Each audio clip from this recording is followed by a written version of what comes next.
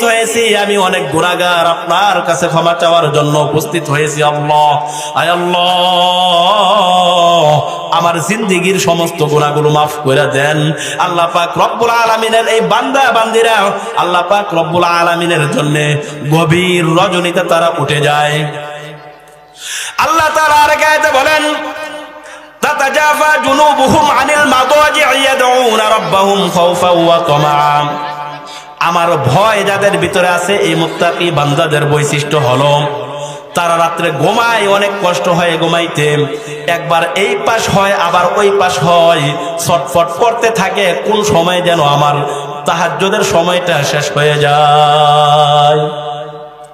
একবার এপাশ একবার ওপাশ ছটফট করতে থাকে, ছটফট করতে করতে তাদের রাত কেটে যায়। আল্লাহ তাআলা হাদিসে কুদসিতে বলেন, আদাতু লিইবাদিয়াস সালিহিন, আমি আমার সালেহ বান্দাদের জন্য প্রস্তুত করে রেখেছি এমন জিনিস, মালা আইনুন রাআত, পৃথিবীর মধ্যে যত চক্ষু আছে কোন চক্ষু যা কোনোদিন দেখে নাই, ওয়ালা উযুনুন সামিআত, কোন কর্ণ শক্তি কোনোদিন শুনে নাই, ওয়ালা খাতারা আলা কলবি বাশার, কোন মানুষের কল্পনার মধ্যেও আসে নাই, আমি এমন পুরস্কার তাদের জন্য রেখেছি।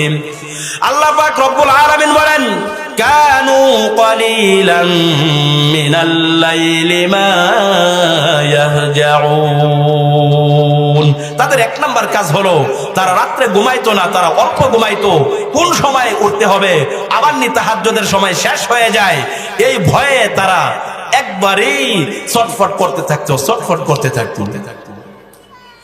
ওয়াবিল আসহারি